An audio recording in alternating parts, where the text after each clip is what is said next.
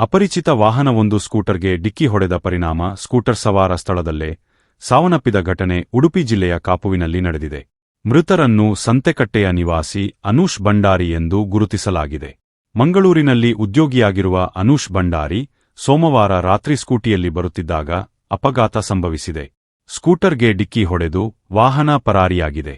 ಅಪಘಾತದ ನಂತರ ಬೇರೆ ವಾಹನಗಳು ದೇಹದ ಮೇಲೆ ಹರಿದಿರುವ ಸಾಧ್ಯತೆಯಿದ್ದು, ಮೃತದೇಹ ಸಂಪೂರ್ಣ ನಜ್ಜುಗುಜ್ಜಾದ ಸ್ಥಿತಿಯಲ್ಲಿದೆ. ಕಾಪು ಪೊಲೀಸ್ ಠಾಣೆಯಲ್ಲಿ ಈ ಸಂಬಂಧ ಪ್ರಕರಣ ದಾಖಲಾಗಿದೆ.